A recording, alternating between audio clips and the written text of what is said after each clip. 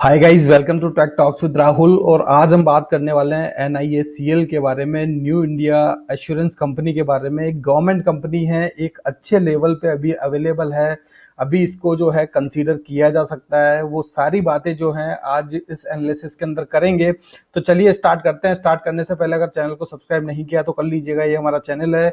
शाम को डेली 7 बजे एक वीडियो आता है, उसके अलावा जो है कभी कभी रात को 9 बजे एक वीडियो में डालता हूं। तो आज शाम को ऑलरेडी मैं मोतीलाल ओसवाल के बारे में वीडियो डाल चुका हूं।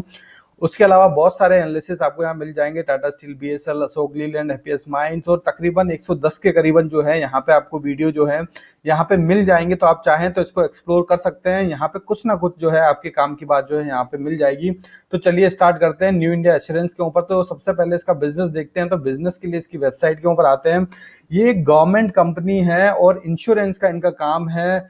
अच्छा बिजनेस कर रही है, फंडामेंटल्स जो हैं काफी अच्छे हैं। प्रमोटर जो हैं इनके प्रेसिडेंट ऑफ इंडिया, मतलब गवर्नमेंट है। सारी चीजें इसके अंदर अच्छी नजर आती हैं। एक इंश्योरेंस सेक्टर में गवर्नमेंट के अंदर जो है एक लीडिंग कंपनी है। सारी चीजें यहाँ पे जो है बिल्कुल जो फंडामेंटल और बिजनेस जो है काफी अच्छे हैं। तो फंडामेंटल की बात करेंगे तो बिजनेस के रिगार्डिंग ये सारी बातें हैं। यहाँ पे कुछ अगर देखेंगे यहाँ पे तो नेट वर्थ जो है यहाँ पे जो इनकी 36,450 करोड़, एसेट बेस जो है वो तकरीबन 90,000 करोड़ का है। और यहाँ पे जो है यहाँ पे जो उसके अलावा अगर देखें यहाँ पे तो यहाँ पे जो ये डिटेल तो कुछ ऐसा कुछ इसमें दिया नहीं है यहाँ पे। तो यहाँ पे इंश्योरेंस के रिगार्डिंग ये मोटर इंश्योरेंस करती है, ये हेल्थ इंश्योरेंस करती है। तो ये सारे जो है इसके जो कैटेगरीज हैं यहाँ पे अगर देखेंगे, मोटर के अंदर है ये, कमर्शियल, टू व्हीलर, सब तरह का इंश्योरेंस करती है। हेल्थ के अंदर है, ट्रेवल के अंदर है, मिसेलियस के अंदर अगर इसमें देखेंगे अपना, तो यहाँ पे जो है ये गवर्नमेंट की बहुत सारी स्कीम जो है उसके अंदर भी ये आती हैं। रूरल के अंदर भी इनका काम है इंश्योरेंस के रिगार्डिंग, मरीन के अंदर भी इनका काम है। तो ये सारी चीजें जो है इसके बिजनेस के रिगार्डिंग है। अब चलते हैं सीधे फंडामेंटल्स पे। तो फंडामेंटल यहाँ पे जो है सबसे पहले कोर फंडामेंटल देखते हैं। यहाँ पे 25,676 करोड़ की जो है मार्केट कैप रखती है। करंट प्राइस इसकी 156 है और बुक वैल्यू जो है इसका 155 है। तो तकरीबन उसी बुक वैल्यू पे अभी शेयर ट्रेड कर रहा है। तो काफी स्कोप जो है इसके अंदर यहाँ पे नजर आता है, नो डाउट। यहाँ पे अगर पी देखेंगे तो कंफर्टेबल पी पे स्टॉक जो है ट्रेड कर रहा है। प्रमोटर होल्डिंग 85.4% है। अब यहाँ पे जो है 75% के ऊपर जो है यहाँ पे सेबी की गाइडलाइन के हिसाब से प्रमोटर की होल्डिंग नहीं होती, क्योंकि ये गवर्नमेंट कंपनी है। तो यहाँ पे इसलिए जो इनकी होल्डिंग जो है 85.4% है। कोई भी शेयर प्लेस नहीं है, वो अच्छी बात है। डेट कंपनी के ऊपर कोई भी नहीं है, वो एक अच्छी बात है। ROC जो है 9% का है। मैं 20% के ऊपर प्रीफर करता हूँ, लेकिन गवर्नमेंट कंपनीज के अंदर जो है ये जो ROC का नंबर है वो तकरीबन कम ही देखने को मिलता है। लेकिन इसके अलावा अगर यहाँ पे 20% होता तो काफी अच्छी बात होती। लेकिन इसके अलावा भी बहुत सारी चीजें जो हैं इसको कंसीडर करने की हैं, वो डिटेल में बात करते हैं। तो यहाँ पे जो है ये तकरीबन अगर इसका पीए कंपैरिजन देखा जाए तो ये सारी जो है गवर्नमेंट का प्राइवेट कंपनीज हैं। HDFC लाइफ इंश्योरेंस, SBI एक प्राइवेट पब्लिक कंपनी है यहाँ पे। तो ये सारे इसके जो हैं ये एक तरीके से कॉम्पिटिटर्स हैं। क्वार्टरली रिजल्ट्स की बात करेंगे तो लाइफ टाइम हाई के नंबर यहाँ पे जनरेट हुए हैं और कंसिस्टेंसी यहाँ पे मेंटेन्ड है। कंसिस्टेंटली जो है इनका बिजनेस ग्रो कर रहा है, नो डाउट। तो यहाँ पे अच्छा खासा नंबर इन्होंने यहाँ पे मार्च 2021 के अंदर यहाँ पे आया है। और करंट में जो रिजल्ट्स आएंगे मुझे लगता है वहां पे भी अच्छे खासे नंबर देखने को मिलेंगे। ऑपरेटिंग प्रॉफिट की बात करें तो यहाँ पे काफी कम हुआ था, यहाँ पे काफी ज्यादा हुआ, फिर वापस से जो है यहाँ पे ऑपरेटिंग प्रॉफिट कम हुआ। लेकिन और इसका जो इम्पैक्ट जो है वो यहाँ पे स्टॉक के अंदर भी देखने को मिला। अच्छे खासे करेक्शन पे अवेलेबल है। OPM के अंदर भी यहाँ पे कमी हुई है। अदर इनकम यहाँ पे इंक्रीज हुई है जो कि माइनस में थी। यहाँ पे अच्छा खासा नंबर यहाँ जनरेट हुआ है। प्रॉफिट बिफोर टैक्स की बात करेंगे तो वो भी करंट 21 के अंदर कम हुआ है, लेकिन नेट प्रॉफिट की बात करें वो भी यहाँ पे जो है यहाँ पे कम हुआ है। तो यहाँ पे जो है सेल्स जो क्वार्टरली जो 21 का रिजल्ट थे वहां पे जो सेल्स के नंबर हैं वो कम हुए, उसका इम्पैक्ट जो है स्टॉक के अंदर नजर आता है। वो टेक्निकल के अंदर देखेंगे। प्रॉफिट लॉस की बात करें तो ईयर नो डाउट काफी अच्छी तरीके से कंपनी ग्रो कर रही है। कंसिस्टेंसी मेंटेन है। यहाँ पे 9,500 करोड़, फिर 11,000 करोड़, फिर 13,500 करोड़, फिर 15,000 करोड़, फिर 20,000 करोड़, फिर तो कंसिस्टेंसी मेंटेन है। अच्छा खासा नंबर जो है यहाँ पे एक अपसाइड के अंदर देखने को मिल रहा है। तो ऑपरेटिंग प्रॉफिट की बात करें, यहाँ माइनस के अंदर जो हुआ करता था वहां प्लस के अंदर आया और अच्छा खासा नंबर यहाँ जनरेट हुआ है।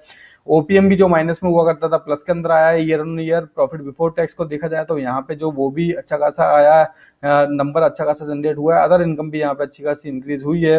नेट प्रॉफिट की बात करें वो भी अच्छा खासा यहाँ पे इंक्रीज हुआ। तो सारी चीजें यहाँ पे जो अच्छी नजर आती हैं। 2 साल से इन्होंने डिविडेंड नहीं दिया है, लेकिन कंपनी जो है पास रिकॉर्ड के हिसाब से अच्छा खासा डिविडेंड भी देती है। बैलेंस शीट की बात करें तो बैलेंस शीट के अंदर रिजर्व जो है काफी अच्छे इन्होंने इंक्रीज किए हैं, और ये शायद लाइफ टाइम हाई के रिजर्व इनके पास में है।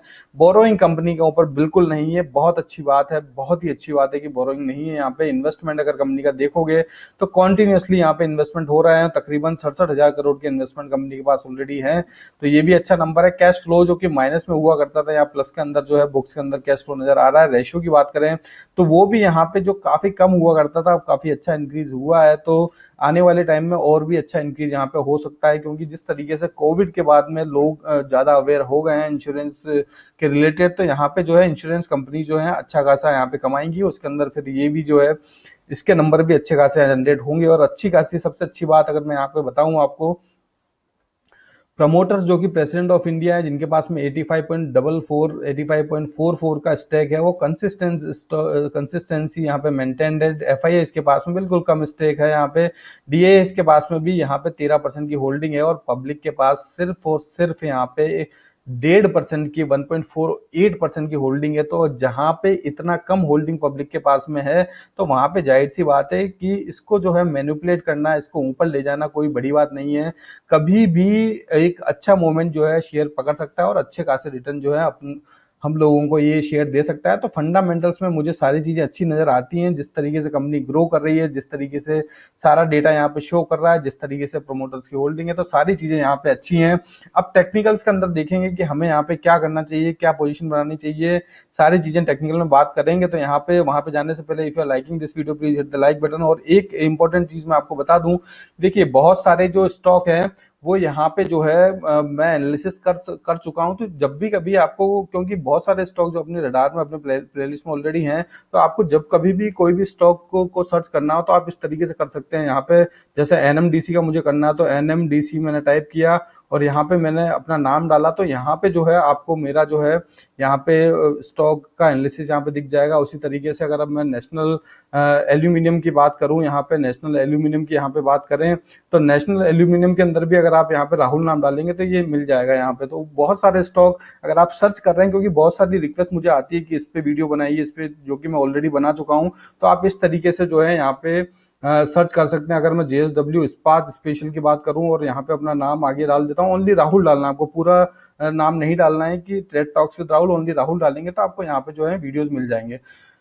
तो चलते हैं अब टेक्निकल्स के अंदर। तो टेक्निकल्स के अंदर यहाँ पे जो है अगर हम देखें तो हमें क्या करना चाहिए वो देखेंगे। तो यहाँ पे सबसे पहले तो मैं आपको बता दूं कि यहाँ पे जो है इसकी हिस्ट्री देखेंगे तो ये इसने अपना लाइफ टाइम हाई बनाया था जो कि 380 का था। उसके बाद में एक कंसल्टेशन के अंदर आया, एक राउंडिंग यहाँ पे भी इसने बनाई है। अगर आप राउंडिंग को देखेंगे तो ये क्लियर कट राउंडिंग यहाँ पे जो है इस शेयर ने बनाई। राउंडिंग बनाने के बाद में अगर आप देखेंगे करंट लेवल पे ये किस तरीके से बिहेव कर रहा है, तो उसके बारे में अगर पता करते हैं तो उसके लिए सबसे पहले देखेंगे तो ये एक स्ट्रॉन्ग रेजिस्टेंस इसके लिए है। यहाँ पे 1 2 3 4 बार तकरीबन ये गया। यहाँ पे जाने के बाद में वापस से जो है रिवर्स ट्रेंड में नीचे की तरफ आता है। नीचे की तरफ आने के बाद में इंपॉर्टेंट लेवल अभी क्या है, यहाँ पे अगर आप देखेंगे तो शेयर ने जो है 50 और 100 जो डीएमए है दोनों को यहाँ पे जो है नीचे की तरफ ब्रेक किया है। ब्रेक करने के बाद में नीचे आया, तो ये इंडिकेशन जो है नीचे गिरने का यहाँ पे है।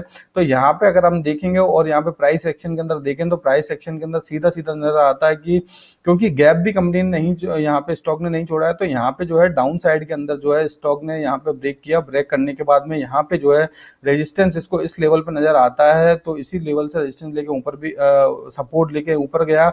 अब यहाँ पे क्या करना चाहिए, और एक इंपॉर्टेंट बात और मैं यहाँ पे बताता हूँ आपको। अगर आप ट्रेंड लाइन को देखेंगे यहाँ पे,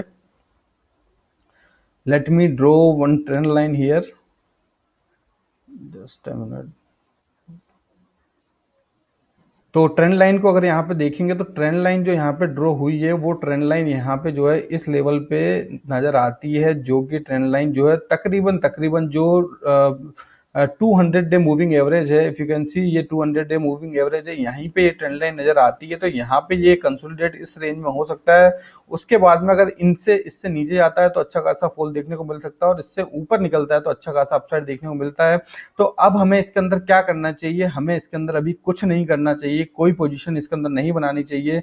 हमें इसके अंदर क्या करना चाहिए? हमें इसके अंदर इसको वॉच करना है। वॉच ये करना है कि अगर ये स्टॉक जो है, क्योंकि दोनों जो 50 और जो 100 डीएमए है वो तकरीबन सेम ही लेवल पे है, अगर ये यहाँ से ब्रेकआउट देता है तो ब्रेकआउट देने के बाद में फिर इसके लिए अच्छे खासे लेवल खुल जाएंगे। सबसे पहला लेवल तो यही खुलेगा जो कि टारगेट यहाँ पे नजर आता है, वो टारगेट यहाँ पे नजर आता है इस रेजिस्टेंस तक, तो तकरीबन 18% का टारगेट ये नजर आता है। उसके अलावा दूसरा हमें क्या करना है, जब ये स्टॉक अगर थोड़ा नीचे और करेक्ट होता है और अगर इस पे 200 डीएमए के आसपास आता है तो वहां पे पोजीशन बनाने का अच्छी खासी अपॉर्चुनिटी है, वहां पे जाके हमें पोजीशन बनानी चाहिए। तो करंट में कोई पोजीशन ना बनाए, इसको वॉच में रखें। वॉच में रखने के बाद में मैं भी इसके अंदर रिव्यू करूंगा जब भी अच्छे लेवल होंगे, और उसके बाद में अगर ये यहाँ से ब्रेकआउट देता है तो पोजीशन बनानी है, और यहाँ पे आ जाता है तो यहाँ पे डाउन साइड में मैं बता देता हूँ कितना है। तो डाउन साइड के अंदर आप इस 200 डीएमए को ले लीजिए, तकरीबन यहाँ से अगर 6% के करीबन और करेक्ट होता है तो वहां पे अपनी पोजीशन बना सकते हैं। दूसरा आप क्या कर सकते हैं, यहाँ पे 1/3 जो है पोजीशन आप करंट लेवल पे ही बना सकते हैं, उसके बाद में नीचे जाता है तो 30% और बना सकते हैं, और अगर ब्रेकआउट देता है तो 30% और बना सकते हैं। तो ये इसके अंदर स्ट्रेटजी हो गई।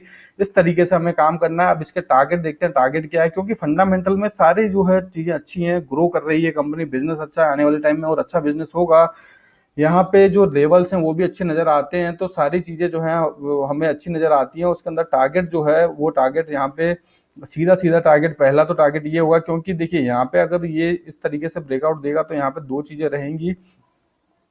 पहला तो ये कप विद हैंडल पैटर्न इसने बनाया यहाँ पे, राइट, यहाँ से ब्रेकआउट नहीं दे पाया और वापस से नीचे आया, तो यहाँ पे क्या हो सकता है कि वापस से ये कप बनाया, वापस से ये हैंडल बना सकता है और ऊपर जा सकता है। और ये ब्रेकआउट जो है बहुत इंपॉर्टेंट रहेगा। यहाँ से अगर ये ब्रेकआउट देता है तो अच्छे खासे नंबर ये ओपन हो जाए, क्योंकि कोई भी यहाँ पे जो है इसके लिए रेजिस्टेंस नहीं है, और सीधा सीधा इसका टारगेट जो है वो टारगेट हमें नजर आता है, वो टारगेट हमें रखना है। वो टारगेट यहाँ पर रहेगा तकरीबन तकरीबन 145% के करीबन, 145 140 के करीबन इसका जो है टारगेट नजर आता है। और ये टारगेट जो है ज्यादा से ज्यादा अगर 2 साल के अंदर भी हमें मिलता है तो काफी अच्छा नंबर जो है मैं इसको कहूंगा।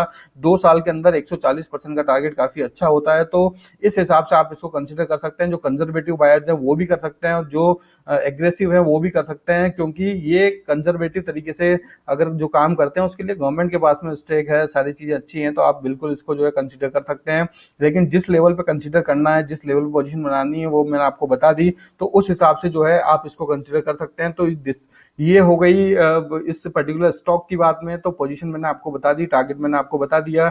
If you are liking this video please hit the like button, और चैनल को सब्सक्राइब नहीं किया है तो कर लीजिएगा। वापस मिलेंगे एक नए एनालिसिस एक नए स्टॉक के साथ में, कल मिलेंगे। In the meantime take care, bye bye.